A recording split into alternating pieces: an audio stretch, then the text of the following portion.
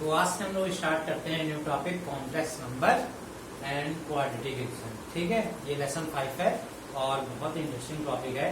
तो इसमें हम लोग दो सेक्शन है, कॉम्प्लेक्स नंबर और क्वाड्रेटिक इक्वेशन। इसलिए ये दो अलग अलग चैप्टर थे, इनको एक में ज्वाइन कर दिया गया है। ये दो अलग अलग चैप्टर थे, कॉम्प्लेक्स नंबर अलग था और क्वाड्रेटिक इक्वेशन अलग था, लेकिन अब इनको ज्वाइन करके complex number and quadratic equation एक में मर्ज कर दिया गया। तो हम लोग सबसे पहले डिस्कस करेंगे इसमें complex number, then I will discuss the quadratic equation. तो सबसे पहले हम लोग ये जाने कि कॉम्प्लेक्स नंबर हमारा होता क्या है, कॉम्प्लेक्स नंबर होता क्या है, फिर हम लोग क्वाड्रेटिक इक्वेशन के बारे में बाद में डिस्कस करेंगे क्योंकि वो सेकंड पार्ट है। तो सबसे पहले हम लोग देखते हैं कॉम्प्लेक्स नंबर होता क्या है। तो अगर हम लोग कॉम्प्लेक्स नंबर की बात करें, कॉम्प्लेक्स नंबर की बात करें तो कॉम्प्लेक्स नंबर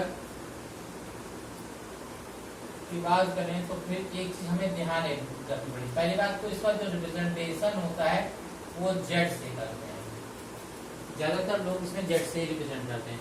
और कॉम्प्लेक्स नंबर क्या होता है, अगर हम ऐसे समझे a प्लस आई बी, ठीक, तो ये रियल पार्ट होता है, रियल पार्ट होता है, और ये जो पार्ट होता है वो आपका होता है इमेजिनरी। क्या होता है? इमेजिनरी पार्ट होता है। क्या होता है? Imaginary part. यानी कि जब कोई भी कॉम्प्लेक्स नंबर रियल और इमेजिनरी दो सेक्शन से मिलकर के बना होता है। जेड यहाँ कॉम्प्लेक्स नंबर को रिप्रेजेंट करता है, तो जेड जब कॉम्प्लेक्स नंबर को रिप्रेजेंट करता है तो हम जानते हैं अगर जेड वाला मान हम एक्स प्लस आई वाई लिख रहे हैं तो ये जो पार्ट होता है इसका रियल पार्ट होता है, और जो आई के साथ जिसका यूज होता है वो होता है इसका इमेजिनरी पार्ट होता है। क्लियर है?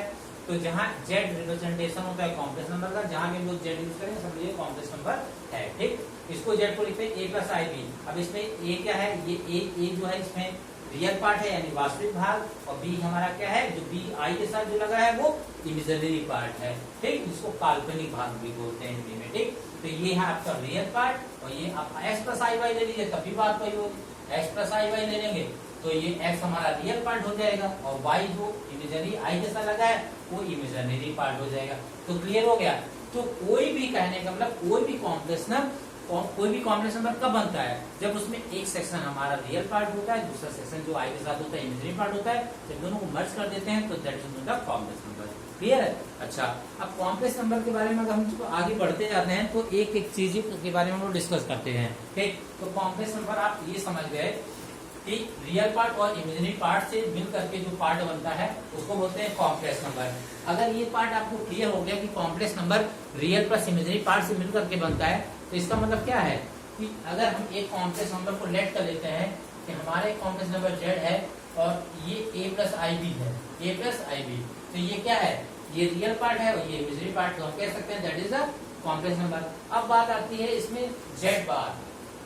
तो ये जेड बार क्या होता है, अगर a प्लस आई बी है तो इसमें a माइनस आई बी हो जाता है। अच्छा, ये होता क्या है, जेड तो आपका कॉम्प्लेक्स नंबर है और जेड बार यहाँ क्या है, कॉन्जुगेट कॉम्प्लेक्स नंबर। क्या? देखो जेड आपका जो है यहाँ पर क्या है, जेड को है कॉम्प्लेक्स नंबर बोलते हैं। क्या बोलते हैं? Complex number. ठीक, एक एक चीज ध्यान रखिएगा। और जब जेड बार आपसे कहा जाए तो इसको मतलब होता है कॉन्जुगेट कॉम्प्लेक्स नंबर। क्या? Conjugate complex number. ठीक, इसको हिंदी में बोलते हैं संयुग्मी कॉम्प्लेक्स नंबर बोलते हैं। तो कॉम्प्लेक्स नंबर और कॉन्जुगेट कॉम्प्लेक्स नंबर। तो अगर आपको क्वेश्चन कह दिया जाए कि 3 माइनस 2y आपको एक कॉम्प्लेक्स नंबर है और उसका कॉन्जुगेट कॉम्प्लेक्स नंबर मानिए, तो जो कॉम्प्लेक्स नंबर को आप जेड मान लीजिएगा। और अगर आपसे इसका कहेगी कॉन्जुगेट कॉम्प्लेक्स नंबर निकालिए तो जेड बार निकाल के अगर 3 माइनस 2y है तो प्लस 3 क्लियर है? ठीक, तो अगर आपको कॉम्प्लेक्स नंबर कोई दिया हुआ है तो हम आसानी से उसका कॉन्जुगेट कॉम्प्लेक्स नंबर निकाल सकते हैं। तो आपने जो दो चीजें जाना कि कॉम्प्लेक्स नंबर क्या होता है, कॉम्प्लेक्स नंबर का मतलब ये होता है जब हमारा एक पार्ट रियल पार्ट और दूसरा पार्ट इमेजिनरी पार्ट दोनों एक दूसरे के साथ ज्वाइंट होते हैं। जैसे ये रियल पार्ट है और ये इमेजिनरी पार्ट आई के साथ है, तो जब ये दोनों एक दूसरे के साथ मर्ज होते हैं तो हम कहते हैं this is a complex number. फिर आती है कॉन्जुगेट कॉम्प्लेक्स नंबर। तो कॉन्जुगेट कॉम्प्लेक्स नंबर अगर आपने a प्लस आई भी माना है तो a माइनस आई भी हो जाएगा। अगर आपने बाई चांस a माइनस आई भी माना है, क्या माना है, a प्लस आई भी माना है, और कॉन्जुगेट कॉम्प्लेक्स नंबर का आ जाएगा तो ये हो जाएगा a प्लस आई हो जाएगा। यानी कि उसका अपोजिट कह सकते हैं। ठीक, क्लियर है? अच्छा, दो चीजें क्लियर हो गई, इसको हम रफ कर देते हैं। अब क्वेश्चन ये होता है कि इसका कॉम्प्लेक्स नंबर का कॉन्सेप्ट आया कहां से है, इसकी नीड कहां से ज्यादा होती है। अब एक चीज आप जानिए, कॉम्प्लेक्स नंबर की प्रॉब्लम जो एक बनती है, सबसे बड़ी बनती है यहाँ से, देखिए ये रूट। ठीक, आपको पता होना चाहिए जब हम लोग रूट में होती थी, कोई वैल्यू होती है रूट में, और जैसे माइनस मान लीजिए 3 लिखा है, ठीक, तो हम लोग इसको सॉल्व नहीं कर पाते थे और हम कह देते थे कि दिस इज निगलेक्ट कर देते थे ना। लेकिन इसका सोल्यूशन कॉम्प्लेक्स नंबर में रखा गया, इसका सोल्यूशन कॉम्प्लेक्स नंबर में रखा गया। क्या रखा गया? अब आप देखिए, अगर हम इसको 3 लिख लें, इसको -1 लिख लें तो कोई दिक्कत नहीं। ठीक, तो अब हम आपको बताना चाहते हैं कि अगर हम लोग इसको ऐसे भी लिख लें 3 इंटू -1, तभी बात तो एक ही बात हो गई। ठीक, तो ये तो 3 ऐसे रहेगा और इसका जो पार्ट कॉम्प्लेक्स नंबर में रखा गया, इसको बोला गया आई। क्या बोला गया? आई। क्लियर है? तो रूट के अंदर -1 होता है तो उसको कॉम्प्लेक्स नंबर में आई बोला गया। क्या बोला गया? जिसको आप जानते हैं इमेजिनरी। फिर आप समझिए, जैसे कि आपके पास -5 है, तो हम लोग क्या होता था, इसको कह देते थे दिस इज निगलेक्टेड, यानी हम इसको सॉल्व नहीं कर सकते। लेकिन अब हम जब बड़ी क्लासेस में आते हैं तो उसका सोल्यूशन है। क्या सोल्यूशन है? इसको लिखने का ढंग 5 इंटू -1। अब आप इसको क्या करिए, अलग अलग लिखिए, √5 और √-1, तब भी बात तो ही हो गई। अब हम इसको चाहें तो क्या लिख सकते हैं, √5 कैसे लिखिए, और इसको कॉम्प्लेक्स नंबर में आई बोला गया। क्या बोला गया? आई। देखिए हमने आई लिख दिया।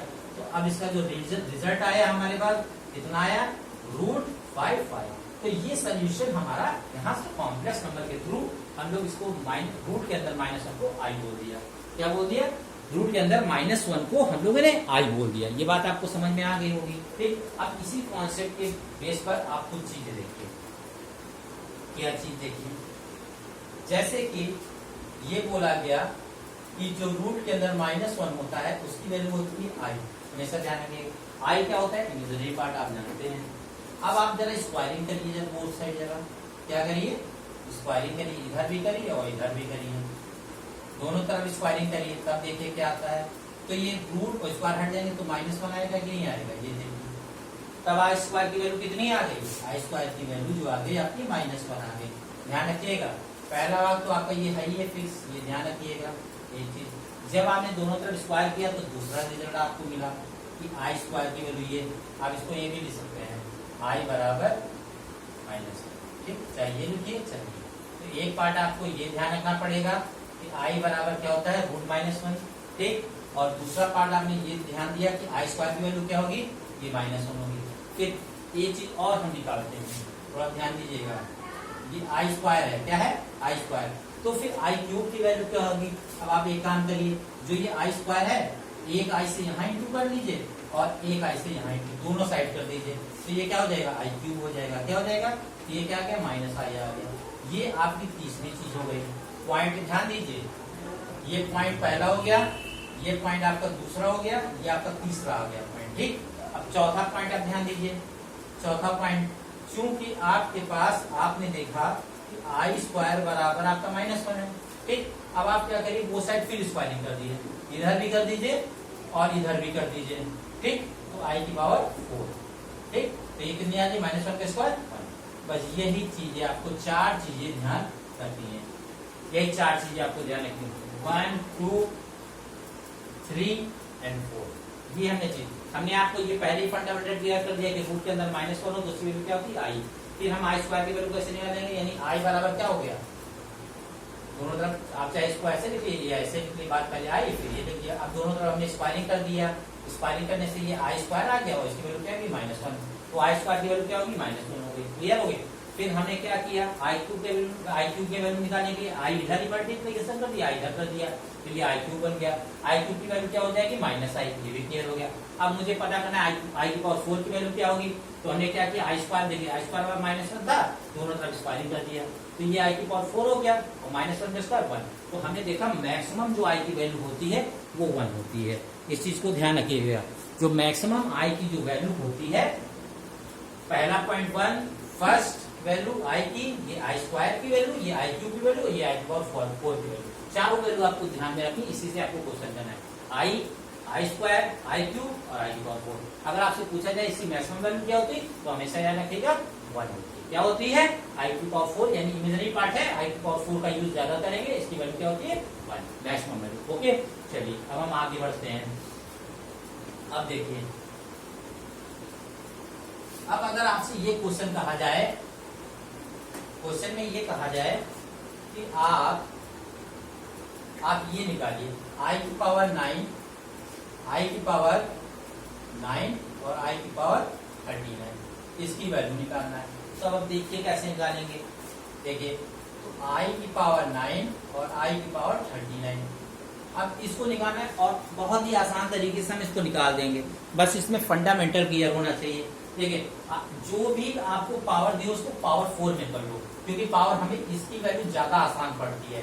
जो भी कन्वर्ट करेंगे या तो ये और या तो ये, ठीक, इसकी वैल्यू ये होती, ये मैंने आपको बताया ही है। ठीक, तो कोशिश करिए कि 4 में हो जाए तो ज्यादा अच्छा है। तो इसको हम ये भी लिख सकते हैं 4 की पावर 2 और आई की पावर 1, कभी तो 9 ही हो जाएगा, 9 हो जाएगा ना।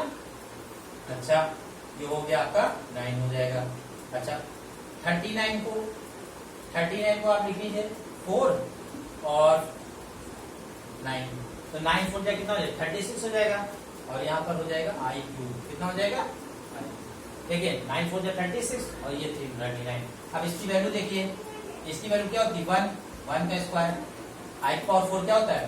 पता है, इतना 1 होता है। ये आई तो ऐसा ही रहेगा, ये हो गया।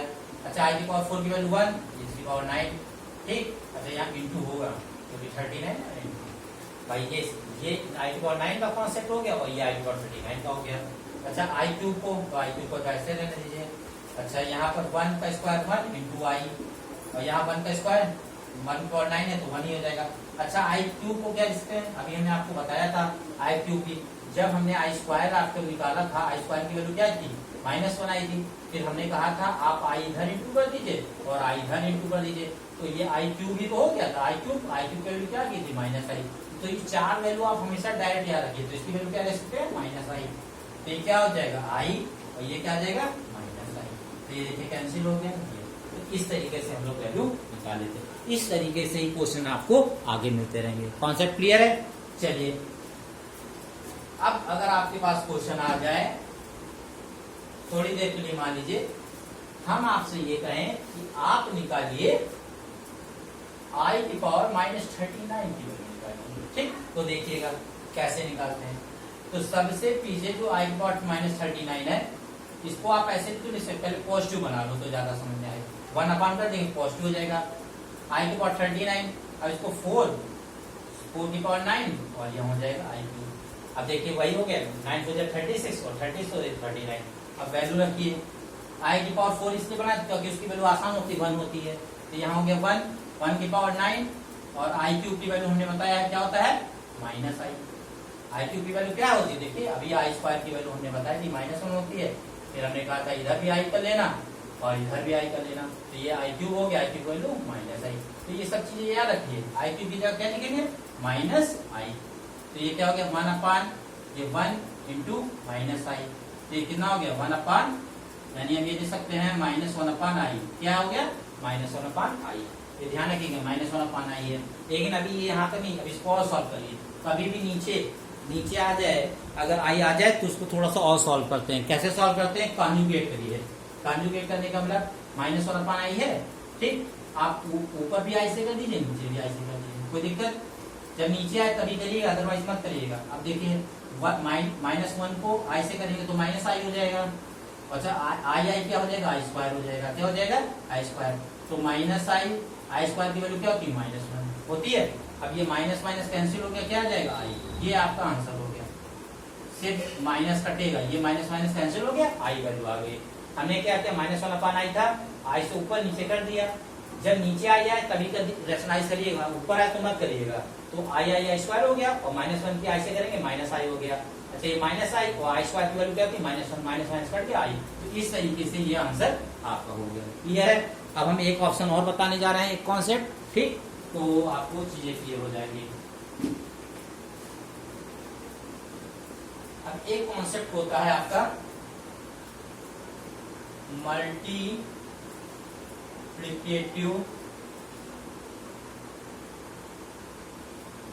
Multiplicative inverse.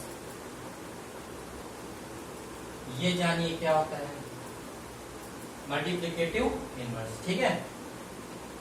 इसको हम लोग जेड इनवर्स से करते हैं। किससे करते हैं? जेड इनवर्स से। इसका जो रिप्रेजेंटेशन होता है मल्टीप्लिकेशन इनवर्स का जेड इनवर्स होता है, ठीक। अभी हम इसको समझाते हैं क्या होता है। तो पहली बार ये जान लेते हैं मल्टीप्लिकेशन इनवर्स को क्या होता है। तो जेड इनवर्स बराबर होता है जेड बार यानी जेड कॉन्जुगेट कॉम्प्लेक्स नंबर और जेड का मॉडुलस। ये जेड का मॉडुलस, ये होता है मल्टीप्लिकेशन इनवर्स। अब आप एक क्वेश्चन के थ्रू इसको समझने की कोशिश करिए। हम आपसे ये कहें कि एक क्वेश्चन दे देते हैं आपको और हम कहें कि एक कॉम्प्लेक्स नंबर है, ठीक, और वो है 3+2i है, कितना है? या 3-2i है, कितना है? 3-2i है। और इसका मल्टीप्लिकेशन इनवर्स निकालना है यानी जेड इनवर्स। तो देखिए हमें जेड बार चाहिए, जेड बार मतलब कॉन्जुगेट कॉम्प्लेक्स नंबर चाहिए और ये चाहिए, निकालते कैसे? तो अगर जेड एक कॉम्प्लेक्स नंबर है, हमने लेट कर लिया, ये तो दिया ही होगा जेड बराबर 3-2i, तो लेट करने की कोई जरूरत नहीं। तो इसका कॉन्जुगेट क्या हो जाएगा? अगर सिंस जेड बराबर 3-2i है तो इसका कॉन्जुगेट हो जाएगा 3+2i, यही तो हो गया। अगर 3+2i होता तो 3-2i, अगर 3-2i है तो 3+2i, तो ये कॉन्जुगेट कॉम्प्लेक्स नंबर हो गया। और रही इसकी बात, अब देखो अब आप क्वेश्चन देखिए, क्वेश्चन में आपको क्या निकालना है? मल्टीप्लिकेशन। तो मल्टीप्लिकेशन जेड इनवर्स होता है, ये क्या होता है? जेड कॉन्जुगेट कॉम्प्लेक्स नंबर और इसका मॉडुलस, ठीक। अब देखिए इसको कैसे निकालते हैं। ये हमारा कॉन्जुगेट कॉम्प्लेक्स नंबर कितना है? 3+2i, ये रखिए। फिर ये जेड का ये मॉडुलस का स्क्वायर कैसे निकालेंगे? तो मॉडुलस का स्क्वायर निकालने के लिए अंडर रूट लगाइए। आप क्या लगाइए? इसका देखिए, इसका 3 का स्क्वायर प्लस -2 का स्क्वायर, ये ऐसे होता है, ध्यान रखिएगा।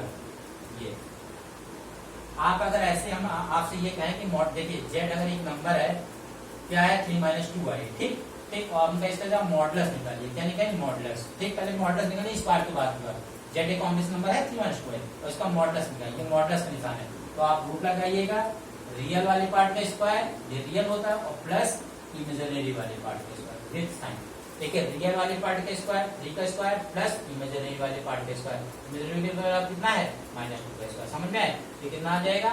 9 तो वही हमने किया है 3 का स्क्वायर प्लस -2 का स्क्वायर, ठीक है ना? क्लियर है कॉन्सेप्ट? ओके, कितना हो जाएगा? 3+2i और अच्छा ये हो गया। अब चूंकि यहाँ पर लगा हुआ है स्क्वायर, कितना लगा हुआ है? स्क्वायर लगा हुआ है। देखिए जब स्क्वायर लगा तो ये हट भी जाएगा, कितना हट जाएगा कि नहीं हट जाएगा? ये तो इतना आया ना, देखिए तो मॉड जेड आया ना। अगर हम स्क्वायर जरूर निकाल, अगर स्क्वायर निकालेंगे तो हमको इधर भी 9 4 13, तो इधर भी तो स्क्वायर करना पड़ेगा भाई। अगर हम स्क्वायर निकालना तो इधर भी लगे, इधर भी लगे, तो मॉड जेड का स्क्वायर कितना आएगा? सिर्फ 13 आएगा। कितना आएगा? 13। तो आप चाहें तो इसको यहाँ स्क्वायर लगा सकते हैं। कहाँ लगा सकते हैं? यहाँ। ये तो मैं समझाने के लिए आपको इधर बता रहा था, ठीक। तो पहले हमने मॉड जेड निकाला, मॉड जेड निकालेंगे तो √3 का स्क्वायर प्लस -2 का स्क्वायर, और फिर हमने क्या किया? स्क्वायर है तो ये देखिए स्क्वायर लगा दिया, ये स्क्वायर है, थोड़ा ध्यान दीजिएगा, ठीक। तो स्क्वायर और रूट हट गए। अब आप देखिए मल्टीप्लीकेशन में समय कितना आ रहा है? 3+2i, ठीक। और इसको हमने तो आपको सॉल्व करके दिखाया, 3 का स्क्वायर 9 और -2 का 4, तो 9 और 4 हो जाएगा 13, और रूट स्क्वायर तो हट ही जाएंगे, तो कितना आ जाएगा? सिर्फ आपका 13 आ जाएगा। कितना आ जाएगा? 13 आ जाएगा।